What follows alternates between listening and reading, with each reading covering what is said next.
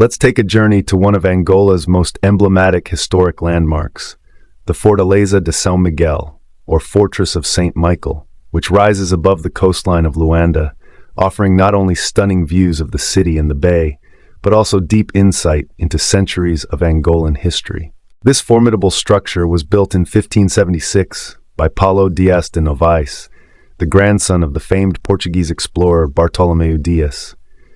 Designed as the central hub of Portuguese colonial defense, the fortress was part of a broader strategy to establish and consolidate Portugal's power in West Africa. It became the first permanent European structure in Angola, and over time, it evolved from a military bastion into a vital center of colonial governance.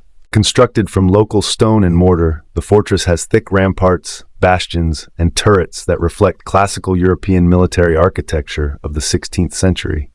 These walls have stood the test of time, witnessing slave raids, colonial uprisings, wars of resistance, and finally, Angola's fight for independence in the 20th century. Inside the fortress, you'll find beautifully preserved azulejos, the iconic Portuguese blue and white ceramic tiles.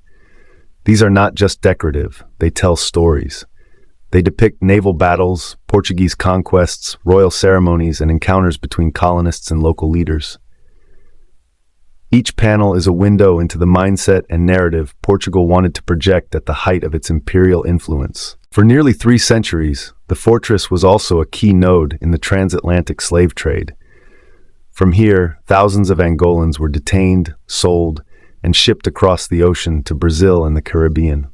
The fortress, therefore, holds a heavy symbolic weight in the memory of the African diaspora, representing both oppression and resistance. Today, the Fortaleza de São Miguel is home to the Museu Central das Forças Armadas, or Central Museum of the Armed Forces. The museum showcases Angola's military past, from colonial times through the liberation struggle and into the post-independence era.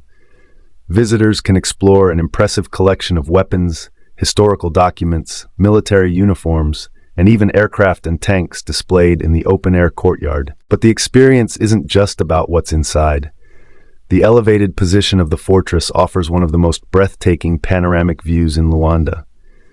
To the west, the blue waters of the Atlantic stretch endlessly, while to the east, you see the city's expanding skyline, a testament to Angola's growth and modernization. In recent years, the Angolan government has invested in restoring the site, recognizing its cultural and historical importance. Events, educational tours, and commemorations are now frequently held there, especially on Angola's Independence Day, November 11th. In sum, the Fortaleza de São Miguel is far more than a tourist site. It's a living archive, a place where Angola's colonial past, painful memories, and national identity intersect.